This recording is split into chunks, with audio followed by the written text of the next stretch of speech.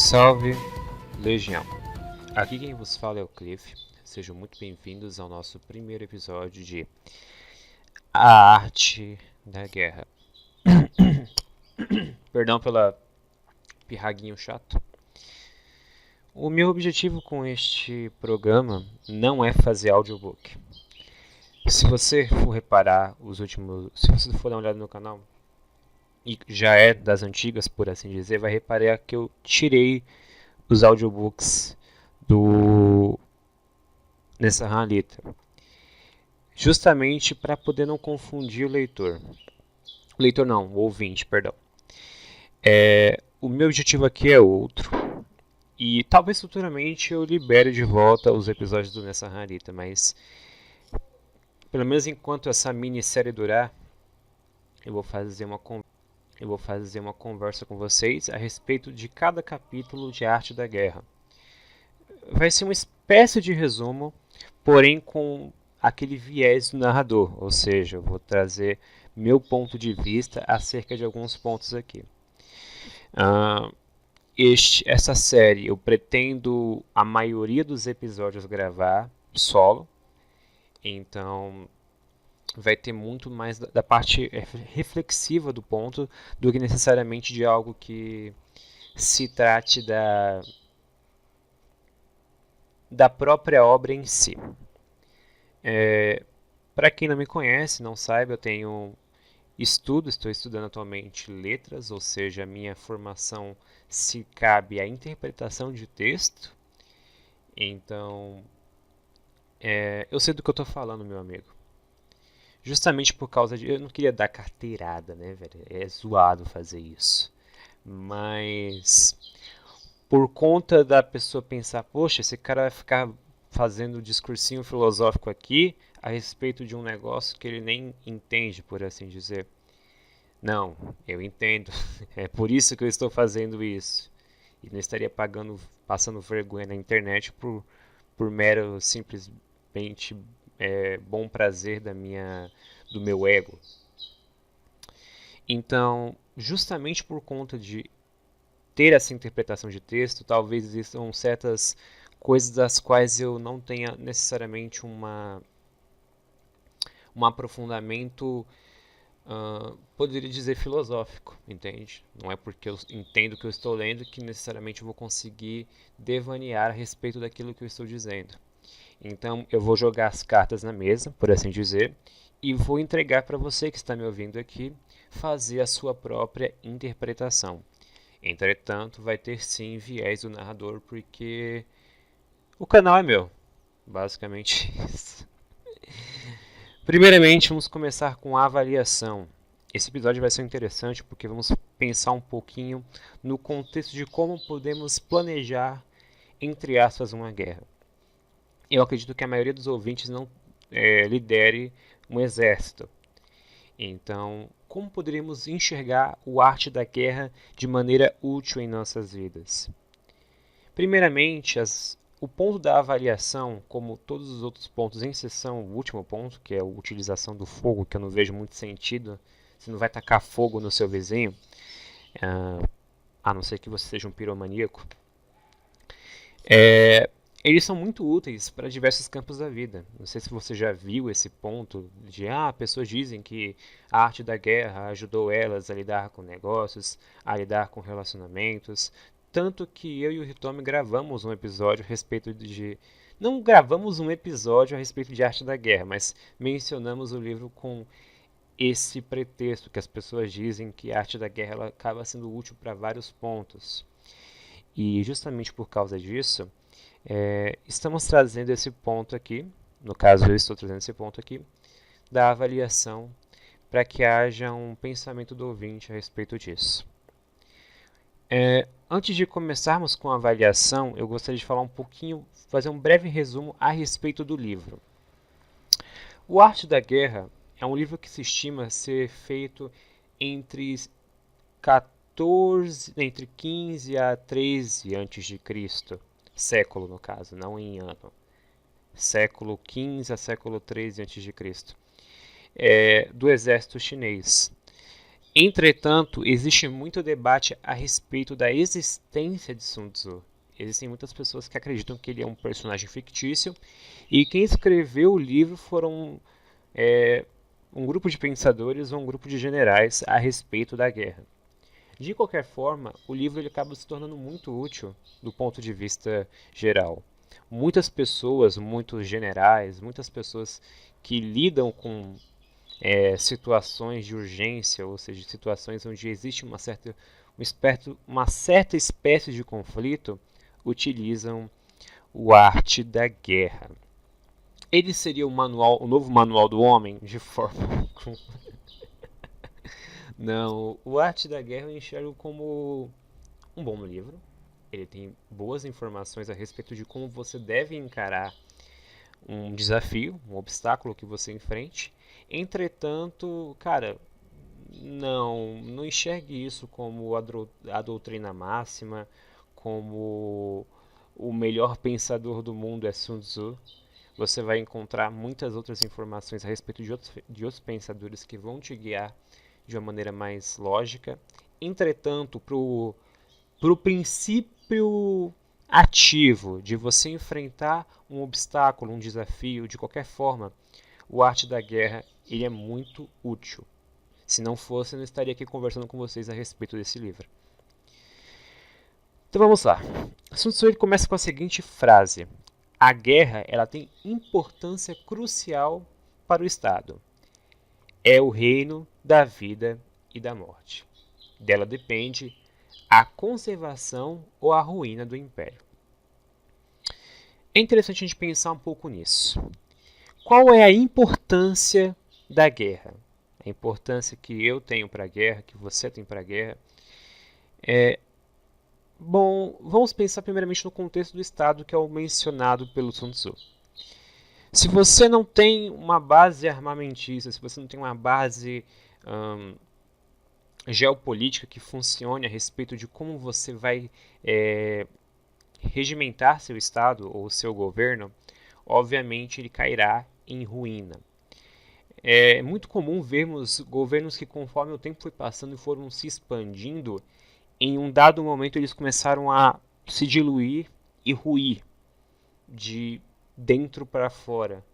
É engraçado que a expansão acontece, mas o que acontece é no centro do governo.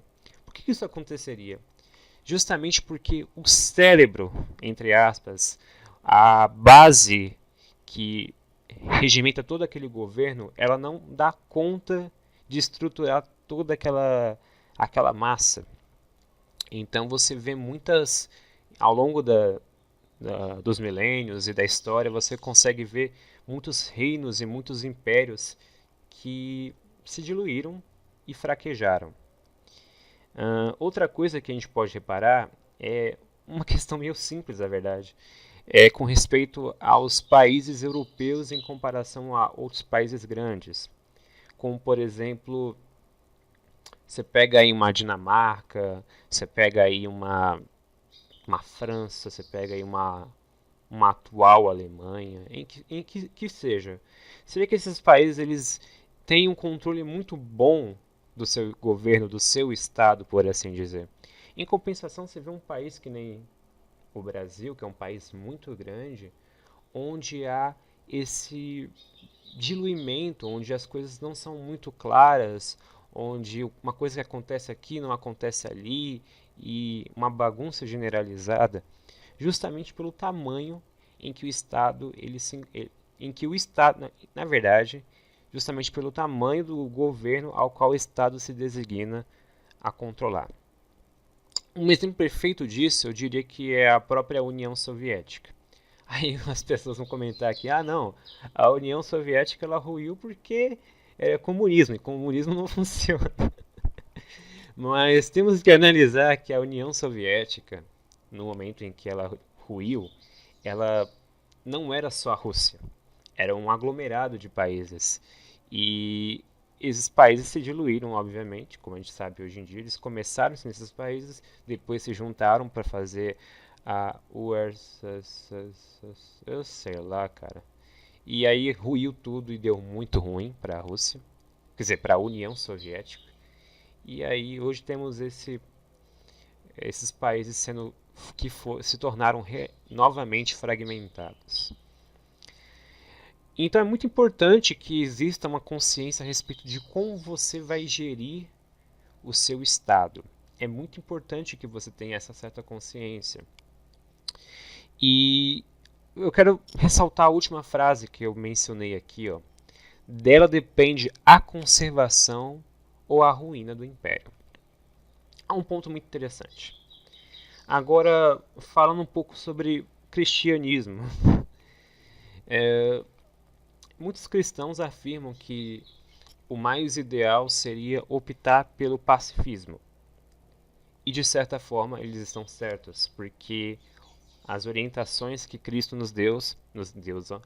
a orientação que Cristo nos deu era de que teríamos que ser pessoas pacíficas em relação ao mundo em que enfrentamos. O cristão ele tem que ser uma pessoa pacifista? Sim. Essa é a mentalidade do cristão. Uma pessoa que gere um Estado, uma pessoa que protege um governo ou um reino, ela tem que ser pacifista? Não. Como já vimos, é muito importante que para um governo dê certo, ele precisa ter certo controle sobre a sua população, sobre suas terras e sobre a economia de uma forma geral. E para isso talvez seja necessário utilizar certa repressão, por assim dizer. Como um governo cristão daria certo? O governo cristão, para dar certo, ele precisa ter intervenção divina. Porque a orientação cristã é justamente de se manter pacífico. E se o cristão vai se manter pacífico, Deus ou Cristo tem que lutar por ele. Dessa forma, é praticamente impossível que um cristão mantenha um governo, como eu posso dizer, estável, sem que ele parta para certa repressão. Entende? Eu posso irritar algumas pessoas com o que eu acabei de falar, mas do ponto de vista geral seria basicamente isso. Você vai poder mencionar para mim, aquele princípio das escrituras hebraicas, olho por olho, dente por dente. Se você for analisar esse conceito, talvez os judeus, ou o povo escolhido, como alguns aqui gostam de se referir a eles, se apliquem mais a esse caso. Mas o cristão ortodoxo, católico, evangélico, protestante de forma geral, ou suas derivações, seus próprios polos aí, adventista, entre outros também. Essa galerinha tem que ter em mente isso, que do ponto da avaliação, eles já estão em desvantagem, por assim dizer. Você tem que entregar toda a, como é que eu posso dizer, toda a base da sua cultura na mão de um outro ser, de um terceiro, para que ele venha te proteger. Seja ele o Estado, seja ele o próprio Deus. Mas é que tá, tudo tem que acontecer conforme a vontade de Deus. Ou seja, se você morrer na guerra, você morrer na guerra, ou se você for estatística da guerra, saiba que não é algo ruim, dependendo da sua crença. Entende? Por que eu falei tanto a respeito de cristianismo neste ponto? Porque na hora que você se propõe a defender sua nação, você também está se propondo a defender os seus costumes ou as suas crenças, por assim dizer. Então, por exemplo, o Brasil hoje em dia a gente tem essa expressão, né? O Estado é laico, por assim dizer. Mas o Brasil ele carrega muitas tradições cristãs. Do ponto de vista cristão, não seria, como é que eu posso dizer? Não seria correto eu levantar uma arma contra o meu próximo, eu partir para a guerra. Só que é que tá. Vamos dizer, uma situação hipotética aqui, que que algum governo das Arábias lá, que eu não vou dizer qual é o governo, decida, é um exemplo, não é que isso vai acontecer, decida atacar o Brasil. E ele não vem atacar o Brasil visando destruir a população, destruir o governo. Ele vem atacar o Brasil pensando em destruir toda a religião cristã e colocar determinada religião uh, oriental. Como você deveria reagir sendo cristão? Entende? É esse debate que eu quero propor para vocês. O livro segue com 5 pontos interessantes. Estes pontos vão fazer com que a gente pense um pouco mais a respeito de como fazer esta avaliação perante a guerra. Sun Tzu está dizendo aqui para a gente. Se quisermos que a glória e o sucesso acompanhem nossas armas, jamais devemos perder à vista os seguintes fatores. O primeiro seria a doutrina. O segundo é o tempo. O terceiro é o espaço. O quarto é o comando. E o quinto, a disciplina. Vamos pensar um pouquinho em cada um destes pontos para podermos fazer uma avaliação de forma clara. O primeiro seria a doutrina. Quando pensamos em unidade, talvez isso seja simples. Até porque é muito fácil eu agir conforme aquilo que eu acredito. Mas se estamos lidando com um grupo de soldados, com uma equipe empresarial, estamos lidando com, sei lá, diversos parlamentares, é muito difícil você aplicar uma doutrina unificada para essas pessoas. Basicamente, é difícil fazer com que todo mundo haja da mesma forma, utilizando o mesmo pensamento, tendo a mesma inspiração para agir da mesma maneira e viver ou morrer com aquela mesma crença. É muito difícil você pensar nisso de uma forma, como é que eu posso dizer, social.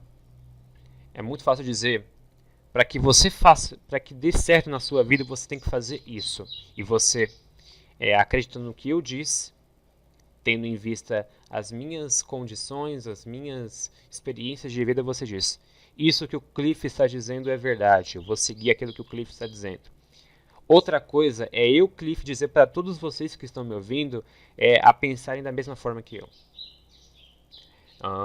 É muito difícil, por exemplo, dizer assim, todo mundo aqui tem que ser ateu. A partir de agora, ninguém aqui vai ser mais cristão. Porque se todo mundo for cristão, a gente não vai conseguir defender o nosso Estado. Ou o contrário, todo mundo aqui vamos entregar na mão de Deus e Deus vai nos salvar. Haveria dúvidas dos dois lados, entende? Em algum momento, vamos dizer que o grupo é formado de 10 pessoas. 3 dessas pessoas elas iriam se questionar, iam dizer, poxa, talvez isso que o Cliff está falando esteja errado. Eu não vou ir pela cabeça do Cliff. Aí ele passa para o outro, e quando você vê, o grupo está se diluindo, está se enfraquecendo. Justamente aquele ponto que eu mencionei no início, de um Estado conforme ele vai se expandindo, um governo, um império, ele vai se expandindo, o pensamento da plore, ele vai se diluindo. As raízes, a cultura, o pensamento religioso, o pensamento social, ele vai mudar. Porque você conquista povos, você conquista mentalidades. Muitas pessoas que fazem parte do seu império, elas não queriam fazer parte do seu império. Muitas pessoas que fazem parte do seu império não ligam para você. E muitas pessoas que fazem parte do seu império querem assumir o seu lugar de governo. Então é muito importante você ter esse pensamento da doutrina. Se todos pensarem em Plore, se todo mundo pensar, se a Plore pensar em Uno, por assim dizer, se todo mundo pensar da mesma forma, vai ser muito mais fácil para o exército, para a massa que você governa, ou para o grupo em que você pertence, agir de forma unilateral, entende? Ninguém é como um enxame de abelhas, entende? Todas voam no mesmo na mesma direção, acompanhadas em espaços de centímetros, proporcional para que haja espaço para que a outra voe, sem que uma fique esbarrando na outra e atrapalhando o voo da outra, fazendo aquele efeito dominó desgraçado. Então, esse pensamento de colmeia, essa imunidade de gado, por assim dizer, que faz com que a plore haja como uno e assim consiga obter sucesso durante a guerra. O segundo ponto, na verdade, é o tempo. Quando conhecemos bem o tempo, nós não vamos ignorar grandes importâncias, grandes acontecimentos que vão acontecer durante esse decorrido. Um bom exemplo disso é uma prova. Sabemos que temos, sei lá, 2 horas para entregar uma prova para um concurso público. Estamos aqui fazendo a prova para o concurso público. E você tem número X de questões, você faz um cálculo rápido. Se eu tenho... Eu vou até abrir a calculadora aqui. Vamos lá. Eu tenho 120 minutos para fazer 50 questões. Um exemplo. Então eu posso perder, em média, 2 minutos e meio em cada questão. Então você tem que ter uma noção exata do tempo em que você vai recorrer para cada questão, para cada coisa, conforme o tempo que você possui. Não adianta você ter um exército bem coordenado se você não tem noção do tempo em que você vai decorrer para aquele exército. Um exemplo prático para a vida é, por exemplo, a hora que eu saio para ir trabalhar, eu tenho que acordar a tal hora, senão eu perco o ônibus, ou senão eu chego atrasado, não vou conseguir bater o ponto, vai ser descontado no meu salário, ou então eu posso levar bronca do meu chefe, ou então, sei lá, o tempo em que... Uma coisa simples, sei lá, um tempo em que você tem que fazer uma apresentação para o seu grupo empresarial, sei lá, a sua empresa está com um projeto e você tem uns 10 minutos para poder apresentar um projeto gigantesco de construção, um projeto de um novo produto, um projeto de expansão da marca. Então tudo isso você tem que ter uma noção de tempo muito exata a respeito de como vai lidar com isso. O espaço, ele é parecido com o tempo, só que ele não é necessariamente mais inferior, entende? A noção de espaço que a gente tem, na verdade, ela se aplicaria para diversos fatores, como acontece com o caso do tempo. Mas a questão do espaço é você conhecer bem o terreno em que você está pisando, entende? Um exemplo simples, deixa-me ver aqui, é de como se comportar perante uma entrevista de emprego, entende? Você tem noção do que o avaliador ali, a pessoa que está te entrevistando, ela está avaliando em você.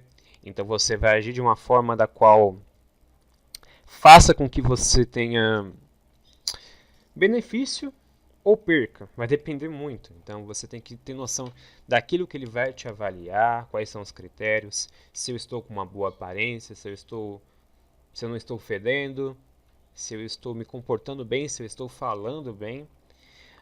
Mesmo que eu esteja... Você tem que ter noção também daquilo que você tem e daquilo que você não tem. Entendeu? Então, vamos voltar para a entrevista de emprego. Eu sei que eu talvez não seja tão qualificado para aquela entrevista de emprego quanto um outro competidor meu. Só que aí, eu preciso ter um sex appeal, por assim dizer. Eu preciso ter algo que faça eu me destacar em relação ao meu adversário, entre aspas. Vamos utilizar uma palavra mais ofensiva aqui, porque entrevistas de emprego são ofensivas. Você está tirando a oportunidade de uma pessoa conseguir sustentar seus filhos, sua família, porque você precisa sustentar seus filhos e a sua família, entende? É competição, é uma guerra. Você tem que pensar dessa forma. Só que no caso do espaço, você tem que ter um pensamento de fluidez. Você não vai agir como se cada coisa naquele lugar fosse ser programada como um jogo de videogame. Então, por exemplo, vamos desenhar aqui um quadrado. Digamos que você queira conquistar uma menina muito bonitinha que você conheceu na sua escola. Então, vamos colocar a menina no meio. Só que aí, no canto superior esquerdo, pode ter o shed. Então, vamos colocar aqui o shed. Do canto superior direito, pode ter, sei lá, algum professor que queira conversar com você a respeito de algum projeto. E essa menina em específico, você fica envergonhado de você ter que falar com ela, que, na verdade, de você ver, de ela te ver falando com o professor. Então vamos colocar aqui o professor careta. No canto inferior direito, pode ter a merendeira, você esteja morrendo de fome, não pode, e você talvez fique em dúvida se você vai falar com ela ou não. Então vamos colocar a merendeira aqui.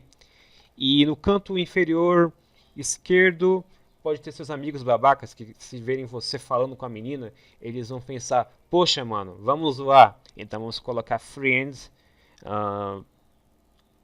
not cooler. Eu não sei, foi mal. Só que é que tá, você vem indo em direção a ela pelo meio da direita, do canto direito mesmo, né? Nem, vamos se orientar aqui, norte, sul, leste, oeste. Então você vem pelo oeste, aí você vem aqui, menino gafanhoto, vou colocar menino gafanhoto aqui. E tem a menina no meio. Só que aí que tá, você considerou 4 pontos. Só que aí enquanto você vai se aproximando dela, para poder finalmente falar com ela, de repente, sei lá, cai a luz e vem um Zé Droguinha da escola e abaixa suas calças. Um exemplo bem louco que eu inventei agora, né? Entende? Então você levou em consideração o espaço, só que você não levou em consideração aquilo que era imprevisível, entende? E certas coisas você não vai ter como prever. Então você tem que pensar de uma forma a como não counterar aquilo que você não pode prever, mas agir de uma forma da qual você consiga evitar que exista percas, entende? É tudo uma questão muito complexa, mas imagina, por exemplo, um copo d'água. Enquanto o copo d'água vai caindo, a água vai fluindo. A partir do momento em que a água para de fluir, é porque a água inteira caiu. Não é verdade? Nesse meio tempo em que a água estava caindo, o que você podia fazer para poder evitar a água cair? Bom, se é você que está controlando o percurso da água, era só você girar o copo a um ponto em que a água para de cair. Tô certo? Tô certo. Só que se você não controla o copo, se é outra pessoa controlando o copo, o que você pode fazer para impedir que a água caia? Nada. Justamente. Então, certas coisas você não vai ter controle. Você não vai ter um controle direto. Certas coisas elas simplesmente vão fluir. E como é que você tem que estar preparado para isso? Levando em consideração o espaço. Tudo você vai conseguir prever tudo? Não. Mas o máximo que você conseguir prever vai te dar um pensamento direto. Então você vai pensar assim: existe uma ocasião em que eu posso falar com aquela menina. Tem o Shed, tem o professor babaca, tem a merendeira, tem meus amigos e pode ter alguma outra coisa que eu não sei, que talvez eu não tenha conhecimento, que possa acontecer. Eu tenho que estar preparado para isso. Então, talvez seja legal para mim esperar uma oportunidade onde eu conheça tudo o que vai acontecer, ou pelo menos boa parte. Você tem que avaliar aquilo que vai ser mais benéfico para você e aquilo que vai ter menos custos, entende? Comando. comando ele funciona basicamente que nem a doutrina. No caso de pessoas do solo, por assim dizer. Então, por exemplo, se vo... Nossa, eu tô morrendo, de verdade. Um exemplo bom para comando é jogos de videogame, jogos de FPS, onde há equipes, ou aqueles jogos, como é que é o nome daqueles jogos lá? Battle Royale, onde você age em equipe. Você tem que ter um pensamento em equipe. Então, talvez você não comande a equipe, mas você orienta a sua equipe e seus amigos te orientam. Então é importante que vocês não hajam feito ovelhas sem pastor, entende? É importante que vocês se guiem, que vocês estejam unidos, pensando em como a equipe vai funcionar. Entretanto, talvez seja legal que, se vocês e seus amigos tenham um pensamento de eu sou melhor que vocês se revezem. Então, tipo assim, nessa partida, o Joãozinho ele vai liderar a equipe. Na próxima partida, quem vai liderar é o Carlinhos. Na próxima é o Pedrinho. E na última é o Vitinho. Entendeu? 4 pessoas se revezando entre elas para poder ver quem é que vai liderar a equipe. Entende? Ou então, se vocês conheçam alguém entre vocês que tem mais conhecimento daquele jogo, seja necessário que vocês nomeiem ele, aquele cara, como líder, até que todo mundo aprenda o jogo. Mas se todo mundo ficar tentando se liderar, dificilmente o squad vai vencer. Entende?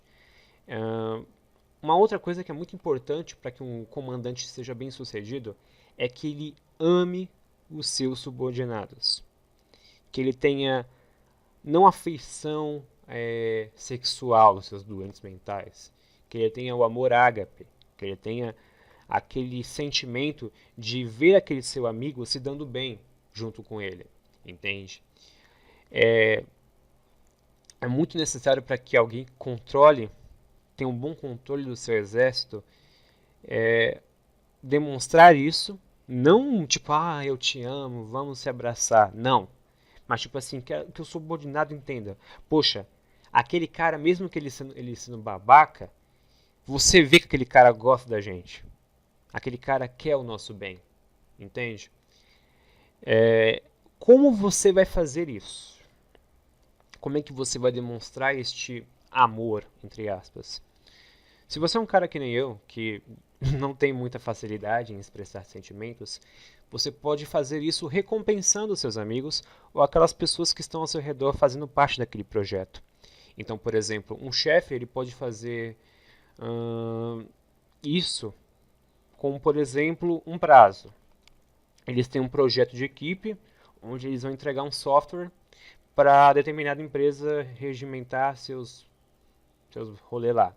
O software ele precisa ser concluído em, sei lá, vamos lá, 60 dias, com uma equipe de, vamos lá, 5 pessoas. E essas pessoas elas trabalham naquele software por dia, cerca de umas 4 horas por dia, por exemplo. Você entregou o prazo. Só que é que tá. Surgiu um imprevisto e esses 60 dias cortam para 45. E aí? Como é que você vai demonstrar amor pela sua equipe? Existem várias formas. Talvez seja possível que você aumente o tempo que eles vão ter trabalhando para isso. Você pode aumentar o tempo de 4 horas por dia para, sei lá, umas 6 horas por dia. Isso vai desafogar eles. Outra coisa que você possa fazer é aumentar a equipe. De 5, você coloca, sei lá, umas 7 ou então umas 10, dependendo da sua condição. Ou melhor, uma coisa que eu acho que vai dar muito mais certo, você colocar um dinheirinho a mais por eles concluírem o prazo. Entende? Então são várias formas que você consegue fazer para que a sua equipe, para aquelas pessoas que estão ao seu redor, elas vejam que você não é um babaca, que você entende a situação delas. Elas tinham um prazo, o prazo ele teve que ser alterado e a culpa não foi delas.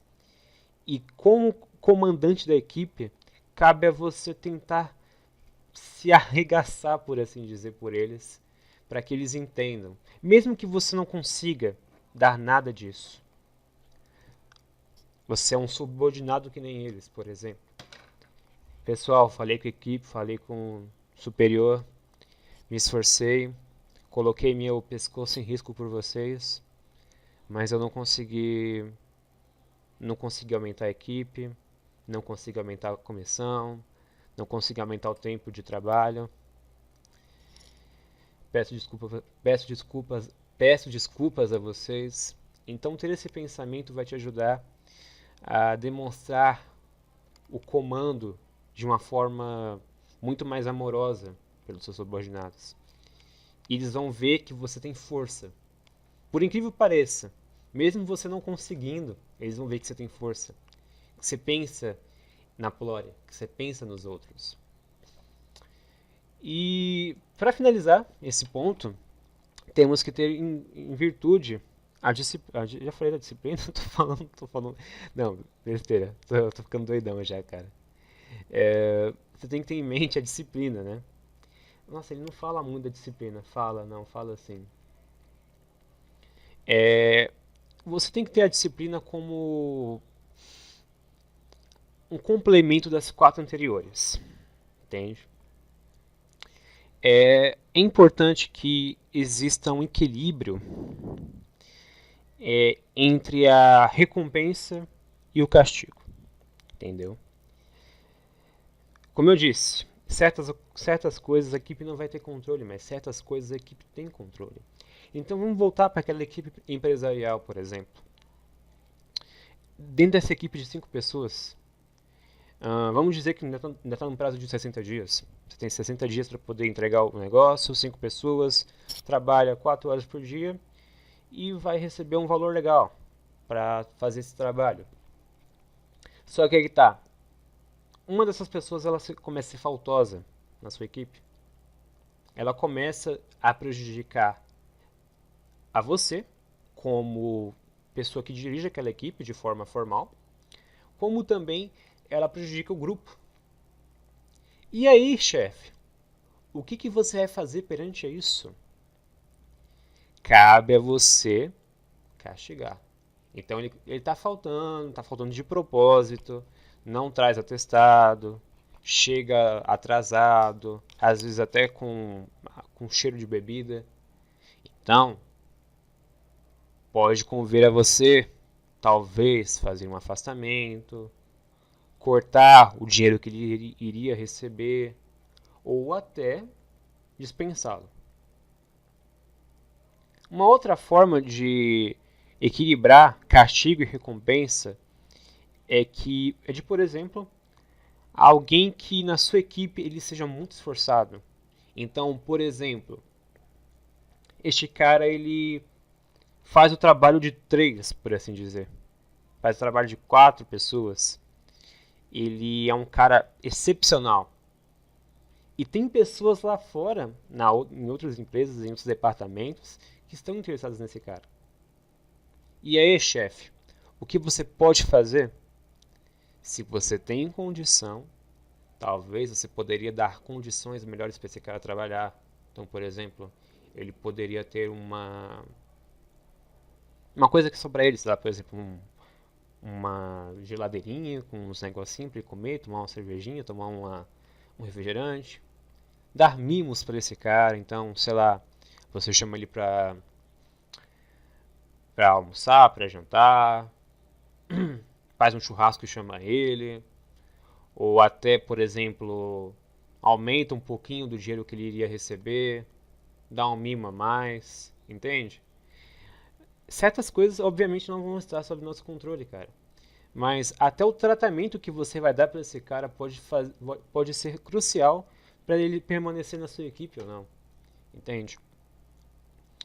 Um exemplo perfeito para isso eu acho que vocês já entenderam um ponto, mas só para poder finalizar de vez. O Sun Tzu ele é um cara que gosta muito de repetir os pontos em que ele comenta, então eu queria manter. Ele repete para poder que as coisas fiquem claras na mente do leitor, no caso aqui do ouvinte. Então eu vou dar mais um exemplo, que é a forma como um pai recompensa ou castiga seu filho. Uh, eu sou a favor da palmada? Já fui a favor da palmada. Só que eu acredito hoje que existem maneiras de você recompensar seu filho e castigar seu filho de maneiras muito mais severas do que batendo nele. Então, um pai amoroso, ele vai orientar seu filho. Vamos dizer que o filho ele não tem noção nenhuma do que ele está fazendo. Você bater nele não vai ajudar em nada. O moleque não está entendendo o que está acontecendo. Ele nunca fez aquilo de errado.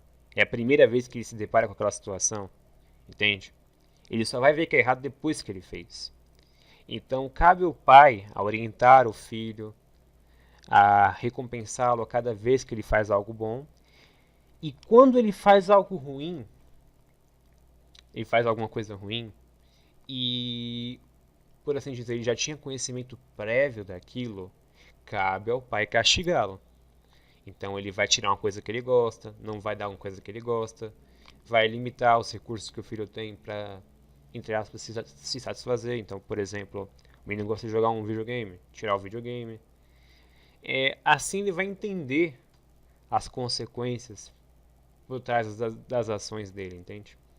Então é muito importante que um comandante, aquela pessoa que vai liderar uma equipe, que vai cuidar do seu filho, que vai ir à guerra, que vai tentar conquistar a crush, que vai tentar arrumar um bom emprego, tenha esses 5 fatores bem claros em sua mente: doutrina, tempo, espaço, comando e disciplina.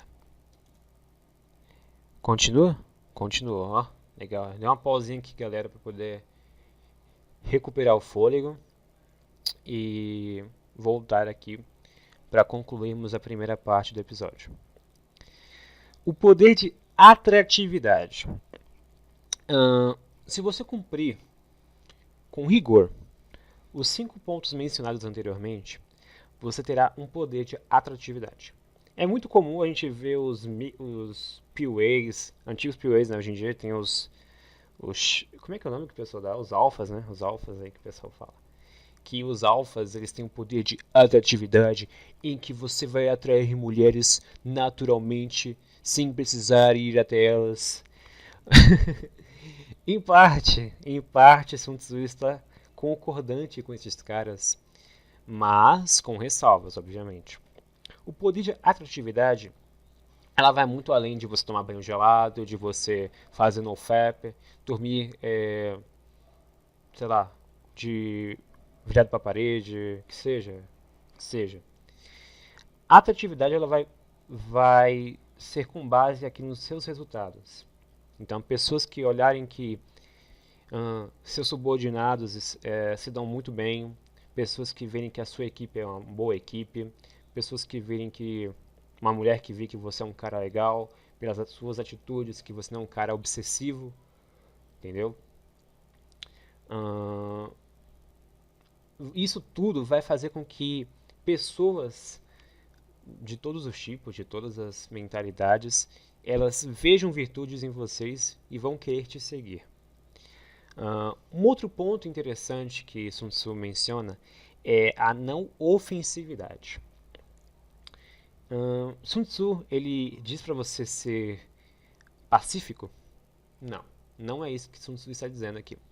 Sun Tzu ele diz que uma agressividade cega, uma pessoa que ela age puramente por instinto, que não avalia os custos da guerra, que não avalia as percas da guerra, é uma pessoa fadada à perca. Então, seria muito triste para você, sei lá, ir numa empreitada de Uber, por exemplo. É um exemplo, cara. Tudo aqui é exemplo, não coisas das quais eu estou dizendo, talvez eu não tenha vivência para poder dizer se é ou não é, mas aqui é só um exemplo. Então você nunca trabalhou como Uber na vida, vai pegar o seu HB20 e vai sair por aí trabalhando como Uber. Será que compensaria? Será que os custos com o carro compensariam? Será que os custos com a gasolina compensariam? Será que os custos de vida compensariam? Entende? É, é tudo uma questão de analisar, de avaliar, justamente dito, aquilo que você pode ganhar e aquilo que você pode perder. Nunca coloque tudo que você tem em risco, entende? Um outro ponto é aproveitar a fraqueza do inimigo. Sun Tzu ele deixa muito bem claro isso, justamente naquele ponto. Você não vai ser ofensivo, você não vai ser uma pessoa que vai, nossa, falou mal da minha irmã, eu vou bater naquele cara. Ah, me chamou de viado, vou sair pra cima. Não. O Sun Tzu ele diz para você atacar no momento exato. E o momento exato é aproveitando a fraqueza que o seu inimigo possui. Um caso bem simples é, por exemplo, você quando vai fazer uma entrevista de emprego e você estuda aquela empresa, você vê quais são as necessidades que aquela empresa enfrenta, ou você vai apresentar um portfólio, vai estudar o seu cliente, ver o que o seu cliente precisa. Você vai numa Você vai dar em cima de uma menina que você sabe que ela curte o seu tipo físico, por exemplo. Então, você conversou com outras pessoas, fulana gosta de cara negão. Não, fulana gosta de pardo, velho. Fulana curte um pardo, velho. Então, você pode se aproveitar disso, cara. Você pode se aproveitar disso. Nunca vá em frente sem saber daquilo que você pode se beneficiar ou daquilo que você pode se prejudicar. Rebaixar-se e fingir medo está envolvido em dissimular, um dos princípios fundamentais da arte da guerra. Existe até uma frase que Sun Tzu utiliza que é: às vezes a maior força é aparentar. Não, às vezes a maior inteligência é aparentar não saber nada. Uma coisa assim. Então a dissimulação ela vai te trazer benefícios. Uma ocasião muito simples que eu poderia mencionar, pelo menos duas na verdade, é com respeito a favores. Alguém aqui gosta de fazer favores? Não, né? Não. Assim, tem pessoas que gostam, tem pessoas que se sentem realizadas, tem pessoas que, dependendo da pessoa que vai fazer um favor, se sente muito grata. Mas na maioria das vezes a gente não quer fazer favor, cara. Então, se fingir que não sabe, se fingir que não tem uma capacidade para aquilo, obviamente, cara, você pode se beneficiar em fazer favores. A gente consegue ver isso muito claramente em Poderoso Chefão. Mas, de um ponto de vista geral, às vezes você, por exemplo, aparentar não ter conhecimento de uma determinada área, não para entrevista de emprego, gente, calma lá. Às vezes, pessoas estão conversando sobre determinado assunto que você conhece muito mais daquele assunto, só que para poder não prejudicar a si mesmo ou outra pessoa, você se dá uma dissimulada, por assim dizer. No caso da guerra, talvez seja interessante para o seu estado ou para as pessoas que moram no estado em que você protege, você não entregar informações para o exército inimigo, mesmo que isso custe a sua vida. Defender a sua fé também. Às vezes você, em alguma ocasião, desafiam o seu Deus, te ameaçam, te ofendem, e talvez para você dar um bom exemplo da sua fé, da sua lealdade, talvez seja necessário que você se mantenha pacífico, entende? Então, a dissimulação é muito importante. Haverão momentos na sua vida que você vai ter que se rebaixar e outras em que você vai ter que aparentar fingir ter medo. Um exemplo bem claro disso é em torneio. Um tempo atrás eu fiz um torneio de Pokémon com os amigos meus. E eu já tinha lido Arte da Guerra. Tava com tudo muito fresco na minha mente. E os caras toda hora no grupo lá, olha tal Pokémon que eu capturei aqui, que não sei o que, olha isso, que da hora, que da hora, que da hora. E eu jogava uma equipe meia boca que eu tava treinando por cima E por baixo dos panos, eu estava treinando uma equipe muito forte, muito monstruosa.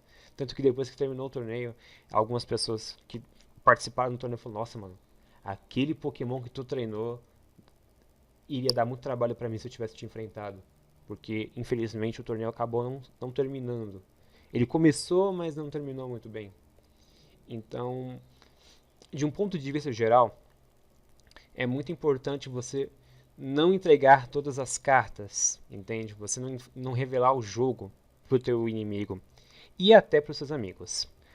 Um outro ponto que Sun Tzu ele menciona é esconder suas intenções de todo mundo. Todo mundo.